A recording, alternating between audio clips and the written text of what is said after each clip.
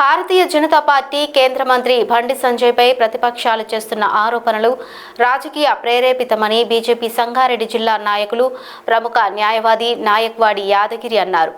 బండి భగీరథపై నమోదైన POCSO case విషయంలో కూడా వాస్తవాలు తెలుసుకోకుండా ప్రతిపక్షాలు ఇష్టానుసారంగా మాట్లాడటం తగదని ఆయన మండిపడ్డారు. ఈరోజు కేంద్ర మంత్రి బండి సంజయ్ గారి మీద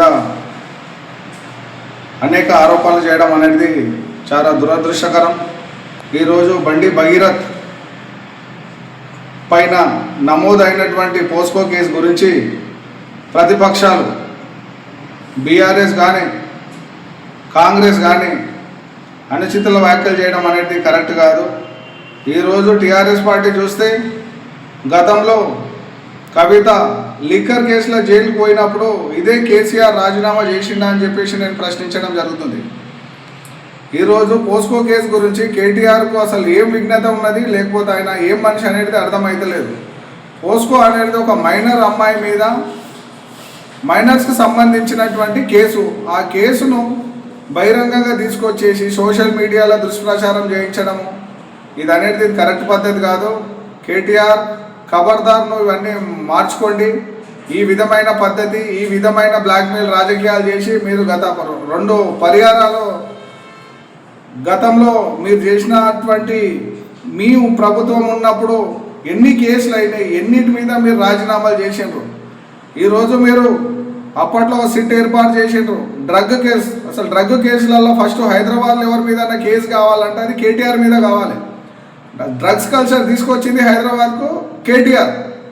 ఈరోజు బండి సంజయ్ వాళ్ళ కుమారుడు ఎవరైతే పోస్కో కంప్లైంట్ ఉందో వాళ్ళిద్దరు స్నేహితులు, వాళ్ళ మధ్యలో ఏం విభేదాలు జరిగినాయి ఏందనేది గవర్నమెంట్ ఒక సిట్ ఏర్పాటు చేసి ఇన్వెస్టిగేషన్ నడుస్తుంది. పూర్తి వివరాలు రాకముందే మీరు ఇష్టం వచ్చినట్టు మాట్లాడడం అనేది కరెక్ట్ పద్ధతి కాదు. ఖబర్దార్ కాంగ్రెస్ నాయకులకు కూడా ఒకటే చెప్తున్నాం. ఈరోజు బండి సంజయ్ ఓ కేంద్ర మంత్రి, ఏదన్నా ఆయన తప్పు చేస్తే బరాబర్ మీరు మాట్లాడవచ్చు. ఫ్యామిలీలో ఎంతోమంది ఎన్నో రకాలుగా జరుగుతుంటాయి. దానికి తోడు బండి సంజయ్ తీసుకొచ్చి వాళ్ళ కుమారుని తీసుకొచ్చి పోలీసులకు అప్పచెప్పిండంటే ఆయన చట్టం మీద ఉన్నటువంటి గౌరవం.